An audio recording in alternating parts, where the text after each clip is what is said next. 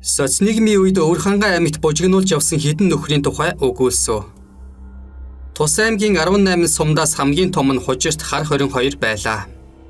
Хар 20 бол гурилын үйлдвэр, архины үйлдвэр гээд төвлөрсөн хэдэн том үйлдвэртэй. Үүн дээр улсын хэмжээнд тэргүүн зэрэгт ордог байсан томоохон сангийн аж ахуйтай.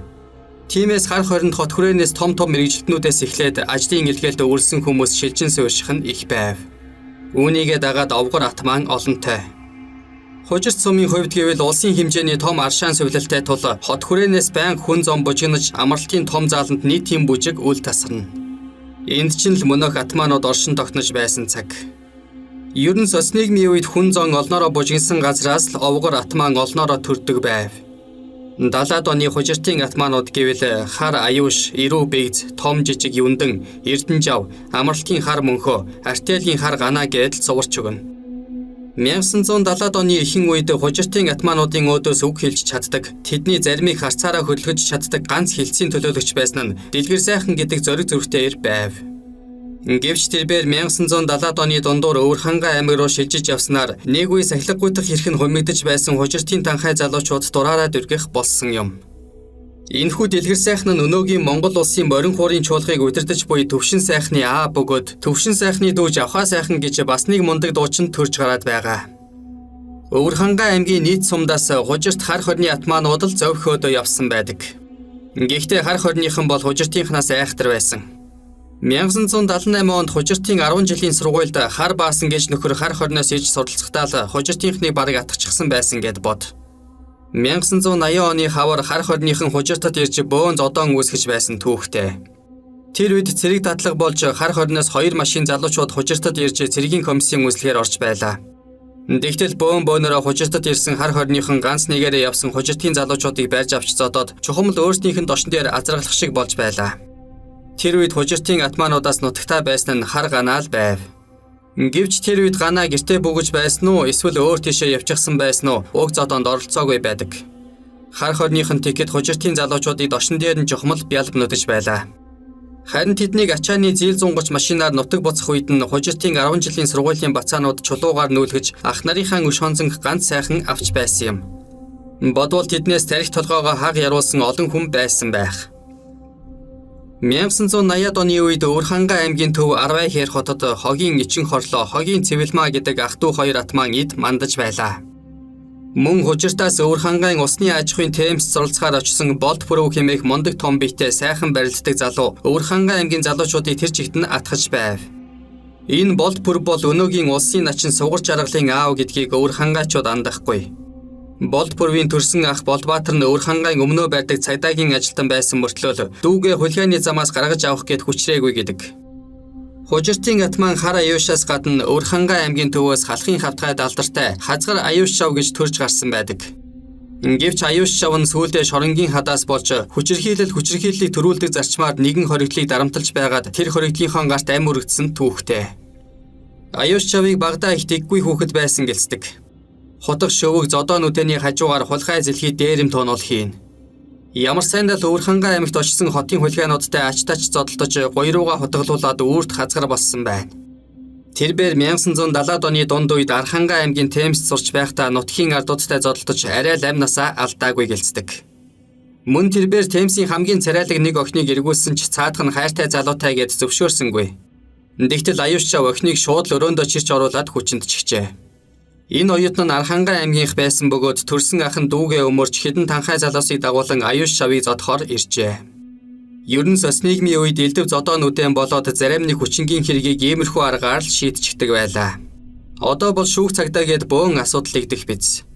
Хүчиндүүлсэн охины ах хэдэн залуу дагуулж ирээд аюуш шавыг зодох гэтэл мань аюуш шав бүгдийг нь зохиж унгаагаад хөөгөд явуулчихж байжээ. Тиймээс нутгийн ардууд түүний үнэнхүү танхайг мэдээд өөр аргаар өш хонзон авахар шийдсэн байна. Тэгээд тэд шөнө өрөө байрных нь хаалтыг зад өшөглөөд орох гэсэн боловч аюуш шавыг хамгаалж хондог хитэн банд хавтуулсангүй. Үүнээс хойш нутгийн танхай залуус яасан их хамгаалалттай яасан овоо хулгайч вэ гэж түүнийг улам ихээр занах болжээ. Тухайн үед аюуш шав 20 оюутны хамт Темсийн оюутны байранд амьдардаг байж. Мань нэр оюутнуудыг дарамталж бүгдийг нь өөрийнхөө иргэшээлд оруулжээ. Нутгийн танхайчууд түүнээс өшөөгөө авч чадахгүй тхурч аргаа барахдаа байрных нь цонхыг хагалж эхэлсэн байна. Энэ бол тун ядарсан хүний арга л да. Гэвч аюулч чав гандан буурсангүй. Байрныхан гадаа оюутан банднараар эргүүл хийлэгдэг болжээ. Тэгтэл нутгийн залуус морьтой давхиж ирээд тэнцэн дашуураар цонхыг нь тас буулгачхад давхидаг болж. Аюулч чав түүнийг тасан зогсоохын тулд байрныхан цонхны ойролцоо нүх ухаад өнгөлөнд алдлалт хийжээ.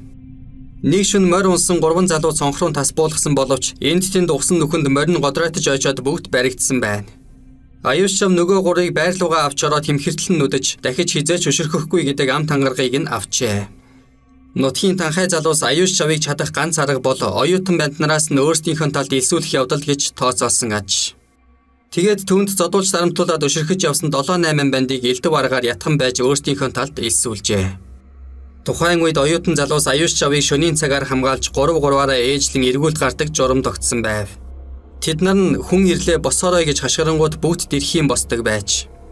Тэгтэл нэг шөнө нутгийн танхайчуудын гар хөл болгож 3 оюутан эргүүлд гарчээ. Танхай залуус шөнийн 3 цагийн үед байрны гадаа ирээд нөгөө 3-тай өгсөн хувилдаж тэдний гарыг нь хүлж аманд нь алчуурч ихжээ. Тэгээд дотог шорж нам унтаж байсан аюулч чавын дээрээс дарж унаад аманд нь алчуурч ихэж ганц шавья гаргалгүй дамжлаад гарч отсон байна. Тэд түүний 2 гарыг ард нь хүлж морин дээр дамнуулаад пижгэнтэл давхиж оджээ.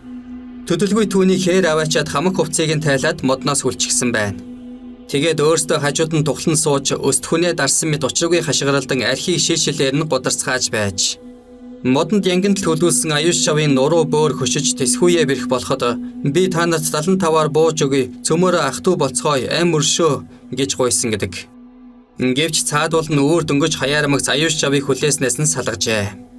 Тэгээд бэлэг эртнийг нь хомноод байрных нь гадаа авчирч чулуудчаад давхиад явчихан тэр. Аюулч чав ийхүү цээжиндээ асар их өшөө хонзонтэйгээд үлдсэн байна. Нутгийн танхайчуулыг нутагтан дийлэхгүй, харин эндээс явх өдрөө заавал чадандаа гэж тэр хорхоо эдсэн араандаа зуужээ. Өдөр хоног улиран одож хаврын нэг нартай өдөр аюулч чав сургуулаад өгсөд нутаг буцах болсон байна.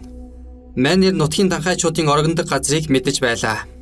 Тэд гэр хорооллын нэгэн илжирсэн амбарт хоол хошоо буцлагаж идээд арх ууж хөзөр тоглож цагийг өнгөрүүлдэг байж. Гэтэл нэг шөнө аюулч чав амбарт нь гэнэт давхиж ороод "За та нар эр хүн юм бол цуваад ир, нохойн гөлөг юм бол бүгдээрээ дайраад ир" гэж ханхалцахад бүгд түргэн авч гарт тааралцсан бүхнээ түүний зүг нүүлгсэн боловч аюулч чав ихнээс нь барьж аваад зохиж унагсан байна. 5 залуу дашраар нь годрой туулаад 3-ын нь эрүүг хуух зогчээ. Мөн толгойлогчийнх нь 2 руу 3 удаа хутгалж ёс бусаар танхайшсан байна. Тэгээд байшин доторх эд хогшлыг эвдлэн зүйтгэж эвдэрхийн муу зуны амбарыг нь нураачих шахаад гарч оджээ. Ингээд тэд шөндөө замын машинд суугаад нутгийн зүг одсон боловч араас нь цагдаа нар нэхэн хөөж Өвөрхангай аймгийн нутагт түүнийг баривчилжээ. Аюулч чавын анхны хэрэг ингэж ихэлсэн байна. Уг хэрэгтэй 3 жилийн ял аваад мөнгөн морьтын шоронд иржээ. Ингээд төрөлхийн зэрлэг араншин нь шоронд улам эвдэрсэн байна. Би хинт ч дийлдэхгүй, төрийн хуулиас бусдын намайг дийлж байсан түүх байхгүй гэж тэр цаг ямагт омгорхдог байж. Ингэж омгорхож явсаар атман хориглуудтай байнга гар зөрөлцөж өөрийн дархан ирэхэд тогтоожээ. Гэвч тэр сайн авдсангүй. Хэд хэдэн хориглыг зодож дарамтлж хутгалсан хэрэгээр байн ял нэмүүлж 6 жил гаруй шоронд суугаад суллагджээ. Дөнгөж суллагдаад дархан сэлэнгийн сав газраар очиж баахан танхайсан байна. Би Өвөрхангайн аюулч чав байна гэж ирээд тааралцсан залуусыг зохиж унгаад байсан байгаа юм. Мөн сангийн аж ахуйн оюутнуудыг дээрэмдэн удаа божигнуулж явсаар орон нутгийн засаг захиргааны хараанд оржээ. Тэрч байтугай нэгэн царайлаг оюутан бүсгүйг майхнаас нь хүчээр авч яваад ууланд 3 хонсон байгаа юм. Аюулч чавын бараа болгочгээд хідэн танхай залуус түүнийг зодон хийх үед нь үүргэвчнээсээ зориулалтын гутал гаргаж ирж түүнд өмсүүлдэг байж. Аюулч чав гутлаа өмсч зодтолцоход тайлангууд нь бараа болгоч нь шүүрч аваад цүнхэлж жишээтэй. Зодон хийхэд зориулагдсан гутлыг нь үүрч явдаг тусгай хүнтэй байсныг бодоход тэр асар их нөлөөтэй байсан бололтой. Төдөлгүй түүний олон удаагийн гэмт үйлдэл нь цагдаагийнханд мэдээлэгдснээр дархан сэлэнг хаваар эрен сурвалжилж эхэлжээ. Энэ үед аюулч чав нэгэн сумын нийтийн бүжгэн дээр давхин орж зодон үдэн үүсгэсэн аж. Нутгийн хідэн танхай залуу эрх дархаа хамгаалахын тулд түүний хойноос чулуу шидэд зүгтжээ. Аюулч чав тэдний мөрөөр нь мөшгөж нэг залууг хутгалж шархтуулснаар дахиад шоронд орсон байна. Наранд ердөө 6 сар болохдоо дээр хэрэгүүдийг үйлджээ. Тэрбээр 1985 оны хавар шоронгоос суллагдаад Өвөрхангай аймгийн төвд хэдэн сар болжээ. Тухайн үед эсэлтийн шалгалт болж байсан бөгөөд сум болгоны 10 дугаар ангийн хүүхдүүд аймаг дээр очиж шалгалт өгөхөөр хуран цугларсан цаг байж. Ингээд хэсэг хүүхэд аймгийн төвөөр алхаж явтал дунд рэгэм насны хазгар эрт тэднийг дууджээ. Яваад очтол тэр За муу сайн жулдрайнууд хаанаас ирсэн бэ хэмээжээ. Цаадуул нь хужиртаас ирсэн гэтэл хужиртын муу сайн бөөснүүд хармаандах мөнгө гарга гэсэн байна. Энэ үед нэг хөвөн энэ муу хазар юмыг илбээ зодчихоо. Гэтэл бусд нь хөөч дэрвэд тгий гээд өөдөөсөн дайртал мөнөх хазар ир эхний 3 хөвгүүнийг шууд зохиод оногчгож. Тиймээс нөгөө хүүхдүүд 75-аар бууж өгч хармаанд хамаг мөнгө хазар аюулч авд өгч байсан гэдэг. Манер дараа нь та нар ахыгаа танихгүй байх нь аргагүй. Би чинь нөгөө хазар аюулч авчин шүү дээ. Ингэж аархаж байжээ. Нэрэж тухайн үед өвөр хангайн хазар аюулч ав гэж их яригддаг байсан юм байх. Мөн тухайн цагт өвөр хангай аймагт танхайгаараа нэрд гарсан хогийн ичин хорлоо, хогийн цэвлээ гэж ах トゥ хоёр эд чангарч байсан бөгөөд аюулч ав мань хоёртой гал хам байсан гэлцдэг. Гэвч аюулч ав 1986 онд хүн хутгалсан хэрэгээр дахиад шоронд явсан сурагдуулсан. Тэгээд шоронд нэг их удалгүй өс хонцонтой нэг хоригдолд хутгалуулад өгсөн гинлээ. Дээрэмчин хүн дээрэмчнийхээ гарт өгдөг гихчээр насаараа хүн дээрэмдэж танхаарсан хазар аюулч авын өөдөө хайсан чулуу өөрийнх нь толгой дээр ойчсон нь энэ байлаа.